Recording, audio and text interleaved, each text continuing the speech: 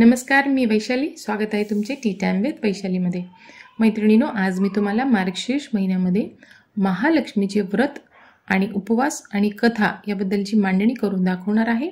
असे म्हणतात की हिंदू धर्मामध्ये मार्गशीर्ष महिन्याचे गुरुवारचे विशेष महत्त्व आहे आणि या शुभ महिन्यामध्ये लक्ष्मीचे पूजन विशेष फलदायी आहे. ज्या घरामध्ये मार्गशीर्ष महिन्यामध्ये लक्ष्मी देवीचे पूजन केले जाते त्या घरामध्ये लक्ष्मीचे अखंड वास राहते. पण लक्ष्मी प्राप्ती झाल्यावर माणसाने उतू नये, मातू नये आणि नित्यनियमाने महालक्ष्मीचे पूजन करत राहावे, म्हणजे लक्ष्मी सदैव तुमच्या पाठीशी राहील. मार्गशीर्ष महिन्यात महालक्ष्मी व्रताची सुरुवात होते. महिला वर्षानुवर्ष हे व्रत करतात. गुरुवारी स्त्रिया मनोभावे पूजा करतात, हळदी कुंकू लावतात आणि वाणसुद्धा देतात आणि शेवटच्या गुरुवारी उद्यापन केले जाते. कुटुंबात धनधान्याची भरभराट राहावी म्हणून पूजा केली जाते. लक्ष्मीला गोडधोड नैवेद्य दाखवला जातो. तर हे जे व्रत आहे ते 1 वर्ष करायचे का जास्त वर्ष करायचे याबद्दल सुद्धा मी तुम्हाला पुढे सांगणार आहे. तर व्हिडिओ शेवटपर्यंत बघा आणि व्हिडिओमध्ये तुम्हाला आणखीन मी माहिती देणार आहे. तर व्हिडिओ शेवटपर्यंत बघा आणि व्हिडिओ आवडले तर लाईक, शेअर, सबस्क्राईब नक्की करा. ज्यांनी मला सबस्क्राईब केले त्यांचे खूप खूप धन्यवाद आणि जे माझ्या चॅनलवरती नवीन आहेत त्यांनीसुद्धा माझे व्हिडिओ आवडले तर लाईक, शेअर आणि सबस्क्राईब नक्की करा. तर चला मग आपण व्हिडिओला सुरुवात करूया. आता हे व्रत किती वर्ष करायचे तर याचे काही नियम आणि बंधन नाही आहेत. तुम्ही पहिल्या वेळेस जर हे व्रत करत असाल तर आता मी पुढे तुम्हाला दाखवणारच आहे की अगदी साध्या सोप्या पद्धतीने पूजा मांडणी करून तुम्हाला पूजा संपन्न करायची आहे. आणि शेवटच्या गुरुवारी, यावर्षी 5 गुरुवार आलेले आहेत, तर शेवटच्या गुरुवारी तुम्ही उद्यापन करायचे. उद्यापनाला 5 सवाष्णी बोलवून तुम्हाला हळदी कुंकू लावून पुस्तक द्यायचे आणि एक फळ देऊन अशा प्रकारे तुम्ही व्रताचे उद्यापन करू शकता. आणि तुम्ही आता मनातील काही इच्छा पूर्ण करण्यासाठी देवीपुढे असं म्हणाल की मी 5 वर्ष, 10 वर्ष, तुमच्या मनात जी इच्छा आहे, 2 वर्ष, तुम्हाला किती वर्ष करायचे असे तुम्ही बोलून जर हे व्रत करणार असेल तर तेवढे वर्ष झाल्यानंतरही तुम्ही हे व्रत सोडू शकता. आणि तुम्ही कायमस्वरूपी करणार आहात तर तुम्ही उद्यापन तर करतच आहात, तर तुम्ही प्रत्येक वर्षीसुद्धा हे गुरुवारचे व्रत करू शकता. हे सर्वस्वी तुमच्यावर आहे.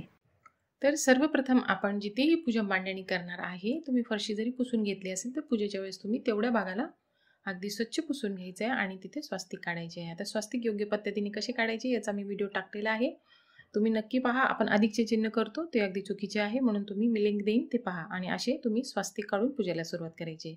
तुम्ही रंगाने काढली तर ठीक आहे, पण पांढरी रांगोळी काढली तर हळदी कुंकू नक्की व्हा. आणि तुमच्याकडे पाट असेल, चौरंग असेल, तुम्ही जे देवापुढे जरी मांडणार असाल तर तिथे सुद्धा तुम्ही स्वास्तिक काढून पूजेला सुरुवात करा. आता तुमच्याकडे जर मांडणी व्यवस्थित बसत असेल तर तिथे तुम्ही चौरंग मांडा, पाट मांडा आणि त्याच्यावरती तुम्हाला लाल किंवा पिवळ्या रंगाचे वस्त्र अंथरून घ्यायचे आहे. आता हे पहा अष्टदल कमल, तर ह्याचे सुद्धा माझे व्हिडिओ आहेत. हे अगदी सोप्या पद्धतीने काढा. आणि नसेल तुम्हाला जमेल तर अगदी तांदळाची राशीवरती सुद्धा तुम्ही कलश स्थापना करू शकता. कलशावरची तुम्हाला स्वास्तिक काढायचे आहे. हळदी कुंकवाचे 5 बोटे आणि 5 ठिपके देखील त्याच्यावरती लावायचे. आणि कलशाच्या आतमध्ये पिण्याचे पाणी घेऊन त्याच्यामध्ये 1 रुपयाचे नाणे, सुपारी, दुर्वा आणि फूल आणि तुमच्याकडे आता ही पत्री. आता हे पत्रीबद्दल मी तुम्हाला सांगते की 5 झाडांचे घ्यायचे आहेत. आंब्याचे पानं तर उत्तमच आहेत, पण 5 फळांची आणि फुलांची झाडांची तुम्हाला पत्रे घ्यायचे आहेत.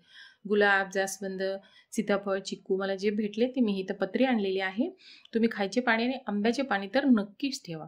तर हे पाणी तुम्हाला असे ठेवून कळशाच्या वरती ठेवून त्याच्यावरती नारळ ठेवायचा आहे. आणि हे जे आहे हे नारळ आपण त्या तांदळाच्या राशीवरती व्यवस्थित मांडायचं आहे.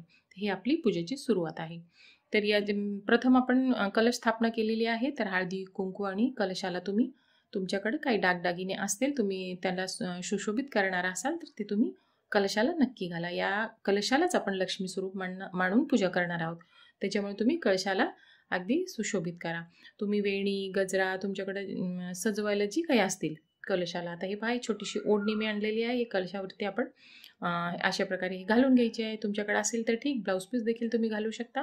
हे कलशाला घालण्यासाठी छोटेसे वस्त्र आहे बघा. एवढे छोटेसे वस्त्र घालून किती कलश अगदी सुशोभित झालेले, अगदी स्वस्त दरामध्ये तुम्हाला बाजारामध्ये उपलब्ध होतील. ते आणून तुम्ही कलशाला घाला. नसेल घालायचं तरी सुद्धा तुम्ही तशीच पूजा पण करू शकता. हळदी कुंकू वाहा. आणि या दिवशी देवीचे प्रिय लाल फुलाचे महत्त्व आहे. तुमच्याकडे लाल जास्वंदाचे, गुलाबाचे फूल असतील तर ते नक्की वाहा.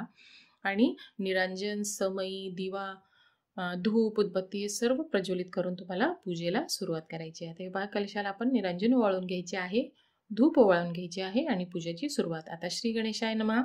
गणपती बाप्पाची स्थापनेसाठी तुम्ही तांदळाच्या राशीवरती गणपती बाप्पा ठेवले तरी देखील चालेल. चौरंगावरचे अशी छोटेशा चौरंगावरती मांडणी केली. गणपती बाप्पाची मूर्ती ठेवा किंवा सुपारी म्हणून सुद्धा तुम्ही पूजा करू शकता. आणि हळदी कुंकू वाहून वक्रतुंड महाकाय सूर्यकोटी समप्रभा निर्विघ्नं कुरु मे देव सर्व कार्येषु सर्वदा एवढे मंत्र म्हणून तुम्ही हळदी कुंकू अक्षता दुर्वा लाल फूल किंवा पिवळे फूल जे तुमच्याकडे उपलब्ध असेल ते म्हणून गुळ खोबरेचा नैवेद्य गणपती बाप्पाला व्हायचा आणि 3 वेळा पाणी फिरवून घेऊन गणपती बाप्पाची स्थापना करायची आहे. निरंजन ओवाळून घ्या. आता आपण देवीची स्थापना करायची. आता तुमच्याकडे देवी असेल, फोटो असेल तर इथे मांडा, नसेल तर तुम्ही कळशाला जे आपले पुस्तक आपण वाचन करणार आहात त्याच्यावरती सुद्धा देवी आहे त्याला सुद्धा तुम्ही इथे ठेवून पूजा करू शकता. आणि मूर्ती असेल तर ते नक्की ठेवा. आता इथे तुम्ही पाण्याने दुधाने पंचामृताने जे तुम्हाला शक्य आहे त्यांनी तुम्ही अभिषेक करायचा आहे. आणि अभिषेक घालताना तुम्हाला श्रीसूक्तमचे पाठ करायचे. आता हे पहा माझ्याकडे हत्ती आहेत, हे लक्ष्मीपूजनाचे शुभ मुहूर्तावर मी घेतलेले आहेत.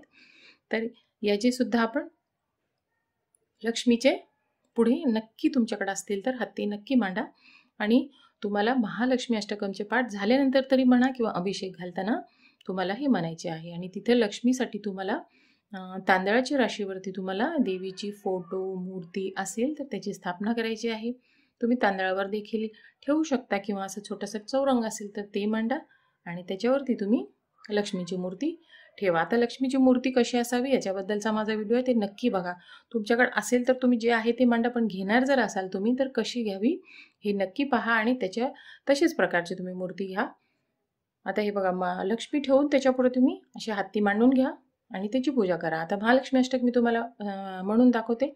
आता या पूजेसाठी महालक्ष्मी अष्टकम, श्री सूक्त, स्वास्तिक कसे काढायचे, लक्ष्मीची मूर्ती याबद्दलचे मी जे व्हिडिओ आहेत मी लिंक देईन, तुम्ही नक्की बघा मैत्रिणींनो. तर महालक्ष्मी अष्टकमचे आपण ऐकूया. नमस्तेस्तु महामाये श्रीपीठे सुरपूजिते शंख चक्र गदा हस्ते महालक्ष्मी नमोस्तुते. नमस्ते गरुडारूढे कोलासुरभयंकरी सर्व पाप हरे देवी महालक्ष्मी नमोस्तुते. सर्वज्ञे सर्ववरदे सर्वदुष्ट भयंकरी सर्व दुःख हरे देवी महालक्ष्मी नमोस्तुते. सिद्धी बुद्धी प्रदे देवी भुक्ती मुक्ती प्रदायिनी मंत्रपूते सदा देवी महालक्ष्मी नमोस्तुते. आद्यंतरहिते देवी आद्यशक्ती महेश्वरी योगजे योग संभूते महालक्ष्मी नमोस्तुते. अशा प्रकारे महालक्ष्मी अष्टकम तुम्ही म्हणू शकता. आता तुम्हाला जे कथा वाचन करायचे आहे त्या पुस्तकाचे त्या पोथीचे सुद्धा तुम्हाला इथे मांडणी करायची आहे. तर त्याला सुद्धा हळदी कुंकू लावून थोडी अक्षता ठेवून त्याच्यावरती तुम्ही हे पुस्तक मांडा आणि त्याला सुद्धा तुम्ही फूल वहा आणि उदबत्ती ओवाळून निरंजन ओवाळून या देवीच्या चित्राची सुद्धा तुम्हाला पूजा करायची. तुमच्याकडे 2 पुस्तके असतील तर तुम्ही एक तिथे मांडणीला ठेवून द्या आणि एक वाचन करायला समोर ठेवा. आणि एकच जर पुस्तक असेल तर तुम्ही पूजा करून ते कथा वाचेपर्यंत घ्या आणि नंतर परत पूजा झाल्यानंतर तुम्ही तिथे ठेवू शकता. आता इथे तुम्हाला विडा नक्की ठेवायचा आहे. देवीपुढे आपण कधीही पूजा केली तर देवीला विडा नक्की ठेवा. तर विड्यासाठी तुम्हाला 2 पान घ्यायचे, त्याच्यावरती पान, सुपारी, खारी, खोबरे, हळकुंड आणि बदाम 1 रुपयाचे नाणं ठेवायचे. आता नैवेद्य. आता सकाळची पूजा मी तुम्हाला सांगते. तर सकाळी जेव्हा तुम्ही पूजा कराल त्यावेळेस तुम्हाला खडीसाखर, दूध साखर किंवा फळ असे तुम्ही गोड पदार्थ कोणताही जे की उपवासाला चालते त्याचे नैवेद्य सकाळी दाखवायचे. आणि संध्याकाळच्या वेळेस मात्र तुम्हाला जे तुम्ही गोडधोड नैवेद्य बनवाल, जे तुम्ही तुमच्या जेवणासाठी बनवाल, तर गोड जे बनवाल ते तुम्ही देवीला नक्की अर्पित करायचे आहे. तर हे बघा नैवेद्य झालेला आहे. आपण पाण्याचं भरवे चौकोन करून नैवेद्य ठेवायचा आणि पाणी फिरवून घ्यायचं. आता आपल्याला कथा वाचन नक्की करायची आहे. तर तुम्ही जिथे पूजा मांडणी केली आहे तिथेच तुम्हाला हातात पुस्तक घेऊन बसायचे नाही.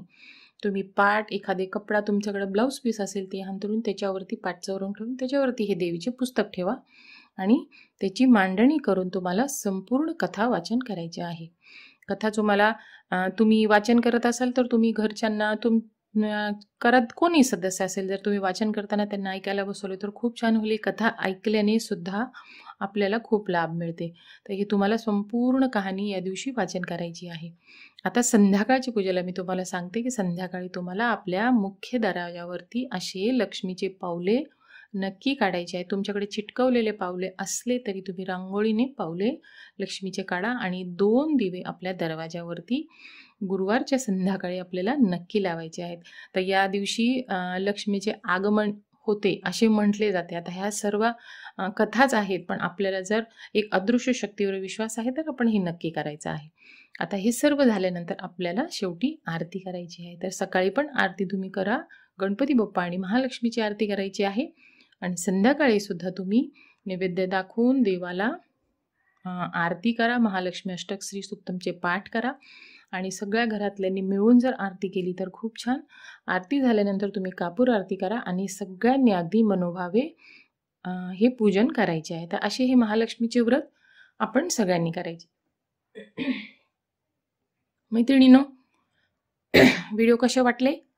आवडले तर लाईक, शेअर, सबस्क्राईब करा आणि कमेंटमध्ये सुद्धा मला सांगा की तुम्हाला व्हिडिओ कसे वाटले.